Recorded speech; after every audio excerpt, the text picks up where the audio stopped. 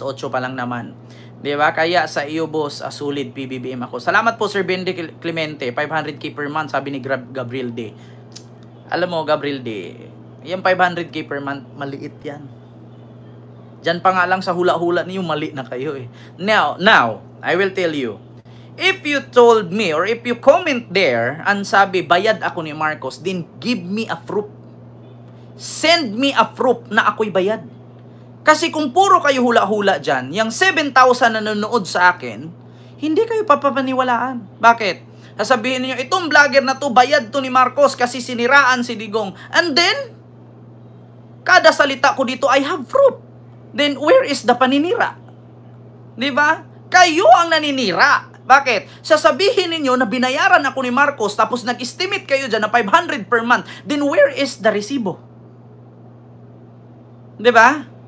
Sasabihin ninyo, bayad to ni Marcos 500,000 per month, kaya sinisiraan si Digong. So, kasiraan ba ang merong kang sources na pinapakita bago ka magsalita? Kasiraan ba ang merong kang video na ipi-play bago ka mag-reaction?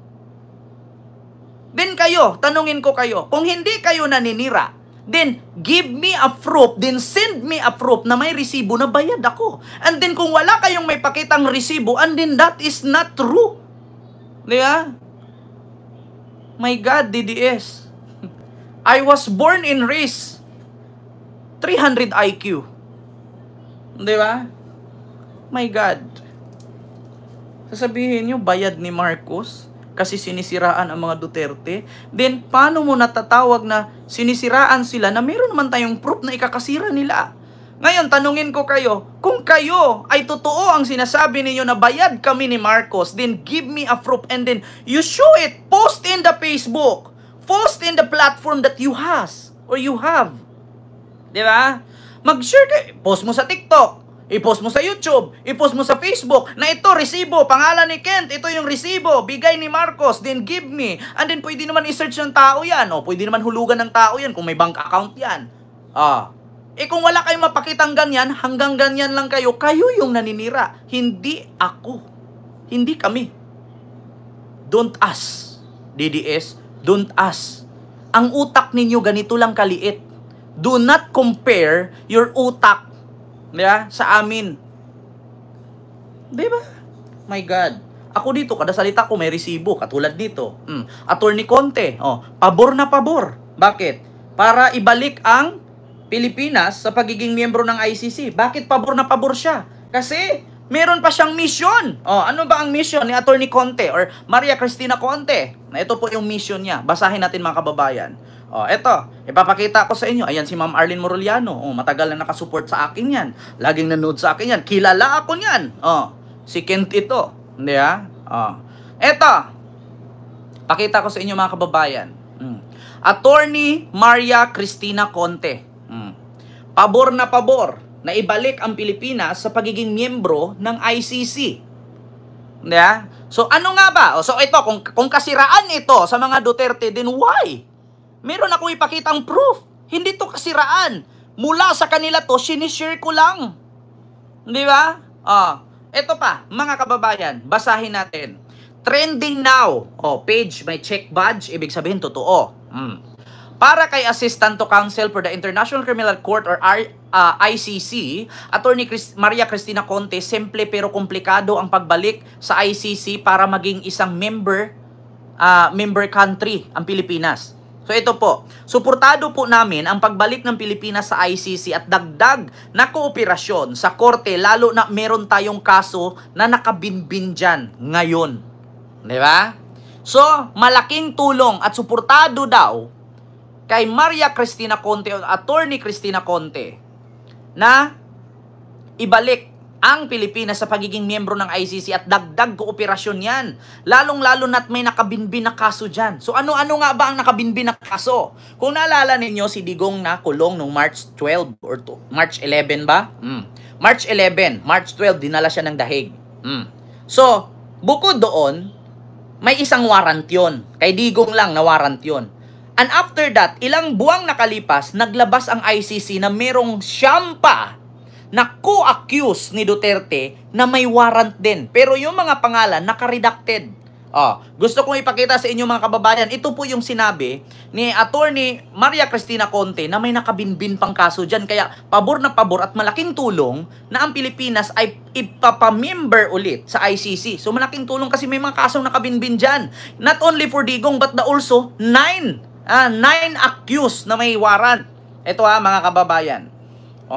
Ipakita ko sa inyo. 9 warrant. Ito mga kababayan. Sa batas mismo natin, hindi kailangang ipakita yung physical warrant of arrest at the time of the arrest, no?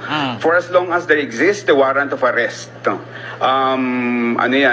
Pwede mag-arresto. In fact, pwede na sa atin yung e-warrant na sinasabi dun sa may revision ng ating rules of court, no? Even sa ICC mismo, hindi kailangan ipakita yung physical warrant of arrest dahil po pwedeng e-warrant din yan. In fact, yung proceedings ng ICC, even yung kanilang trial lahat, paperless na yan. Talagang, talagang e-documents lahat yung ginagawa doon. Naka-email na, naka-Gmail na. Hindi na mahalagaan niya kung diffusion notice o red notice ang natanggap ng dating Pangulo nang arestuhin ito. So whether it's diffusion or red notice yan, it doesn't matter kasi talagang kung yung red notice, binibigay yan na shotgun sa lahat ng mga members ng Interpol. No? Yung diffusion, usually country to country yan. No? Pero regardless of the terminology, coordinating agency lang, organization lang yung Interpol. Ang mahalaga is valid warrant of arrest yung binigay ng Interpol sa atin, no? Regardless of how it gave it to us. Pero posible nga kayang makabalik pa sa bansa ang dating Pangulo. I don't think makakabalik pa siya. It's either... Narinig nyo? Posible pa kaya makabalik si Duterte sa Pilipinas? I don't think kung makakabalik pa siya. Take note, itong abogado na to mga kababayan, is pabor ito kay Digong. Pag-dismiss yung kaso, nagbibigyan sila ng interim release na papupuntay siya dito, which I think very, very slim.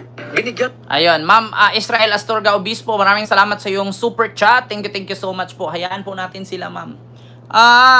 Hindi naman ng palasyo na titiyakin ng kasalukuyang administrasyon ang pagbibigay ng hustisya sa mga biktima ng drug war. Ngayon po, nakikita po natin kung paano po magtrabaho ang administrasyon.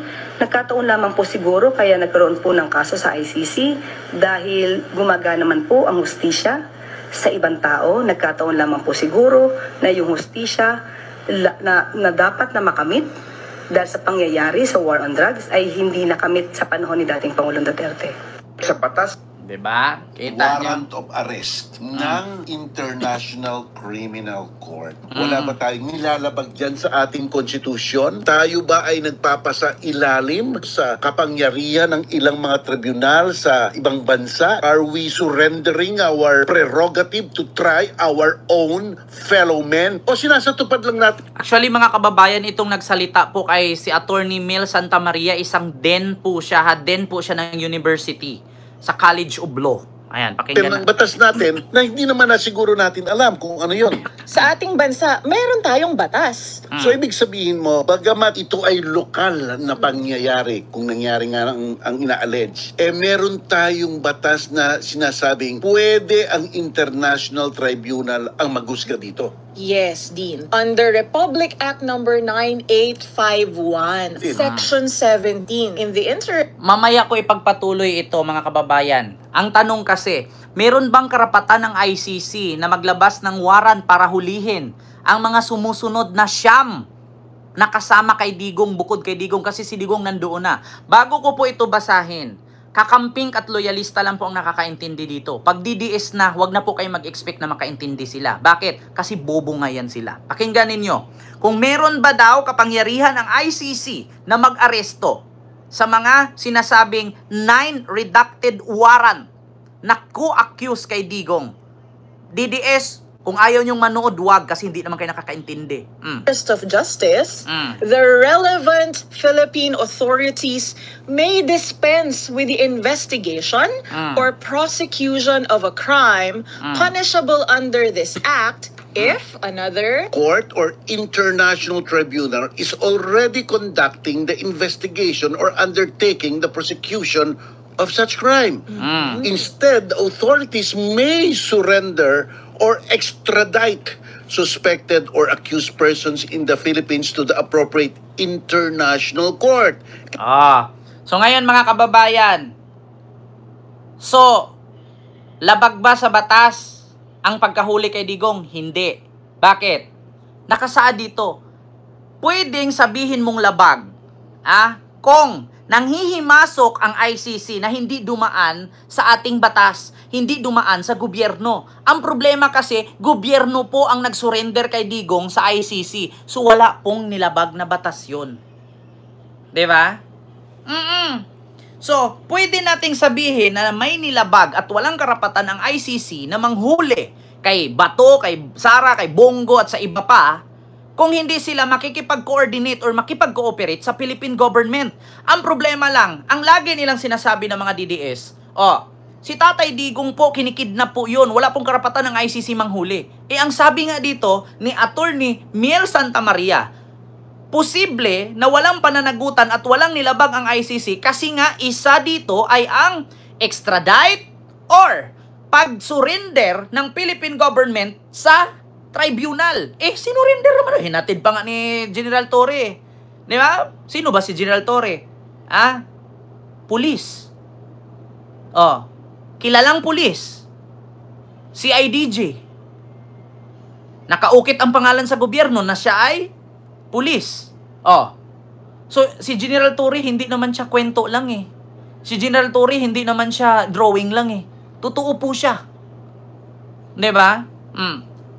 At sinuko mismo doon. Ito ayan Instead, authorities may surrender or extradite suspected or accused persons in the Philippines to the appropriate international court. Klaro po din no? So meron palang base na i-waive natin ang ating jurisdiction in relation to people allegedly who committed crime against humanity. Sa kaso po ni Bayan versus Romulo and Pangilinan versus Cayetano, kinlaro na po na ating Korte Suprema na ang Pilipinas meron po tayong primary jurisdiction with respect to these crimes. However, if our state will be unable to prosecute or it will be unwilling to prosecute, then dyan na po papasok ang complementary jurisdiction ng diba? Narinig ninyo?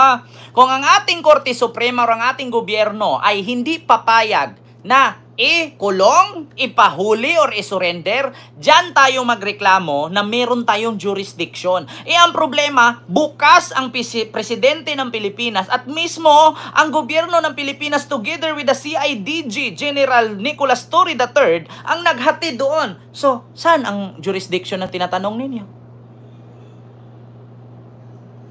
Gobyerno po mismo ang naghati doon. Kaya alam nyo na mga kababayan, nasabi nga ni Attorney Maria Cristina Conte na malaking tulong, no, na kapag ibalik ang ICC, ang Pilipinas sa pagiging miyembro ng ICC kasi may mga kaso pang nakabinbin dyan.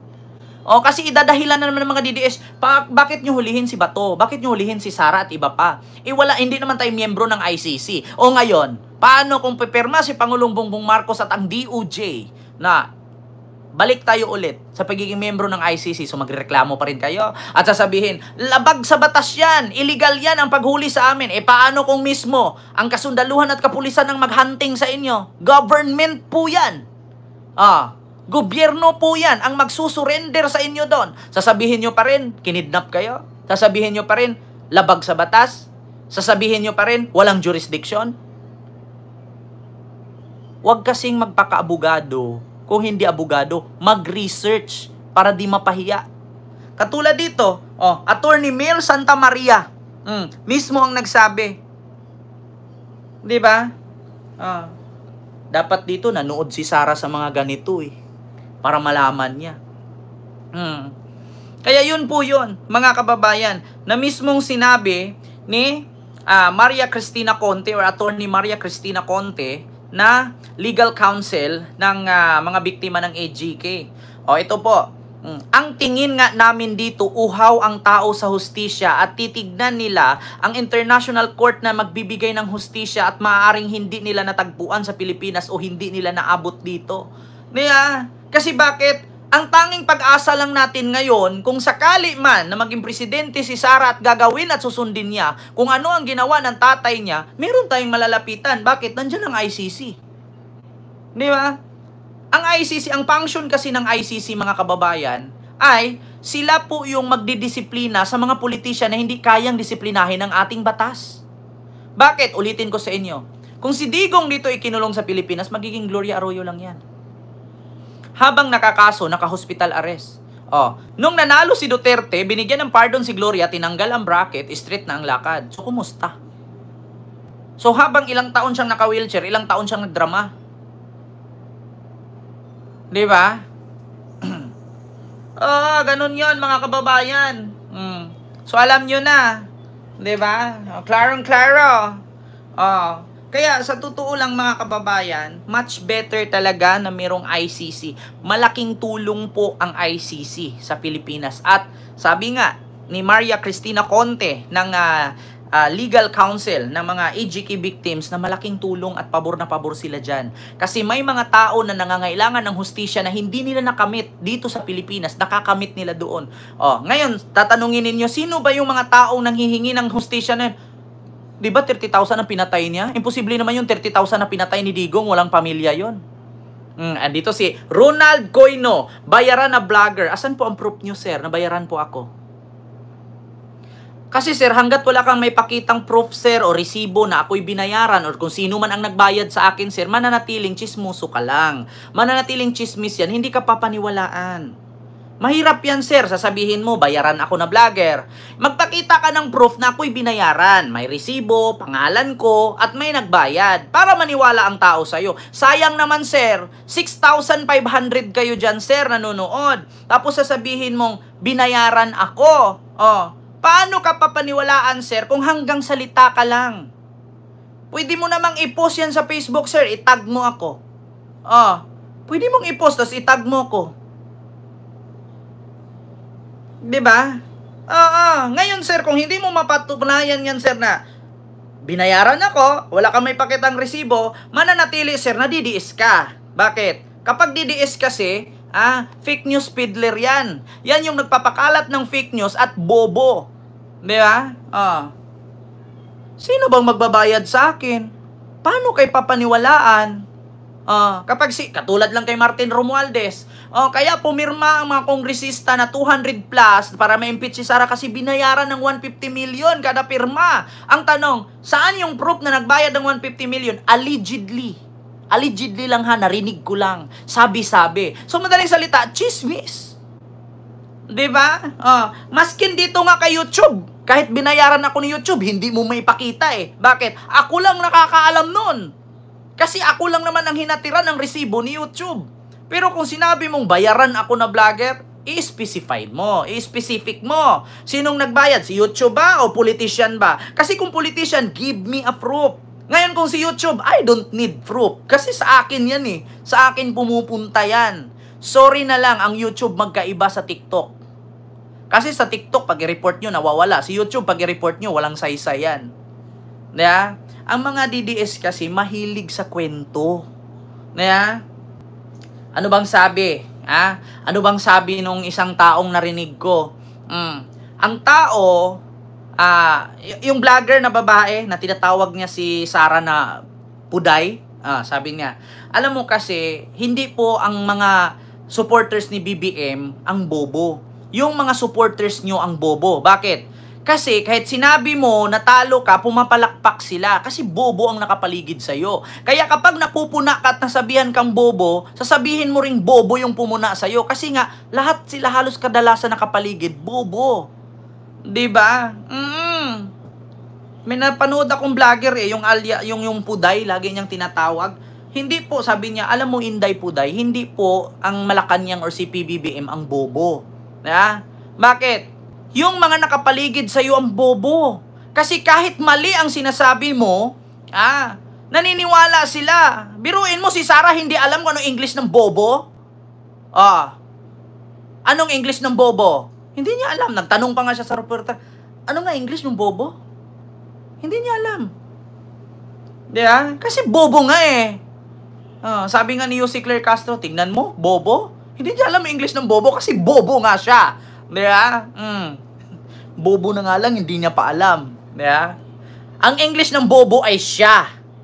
Diba? Yun yung English ng bobo. Siya. Ay, Diyos mio, Marimar. So, yun lang mga kababayan. So, maraming salamat po sa inyong lahat at hindi ko na po masyadong habaan yung ating live ngayon. Mag-ingat po kayo palagi. And din bukas po, magkita-kits po tayo sa sunod nating live. Maraming salamat mga kababayan. Mapagmatsyag, mapagpanuri at mapagmasid para hindi po kayo maloko ng mga bobo at mga uto-uto na DDS, mga putang ina nila. So, yun lang.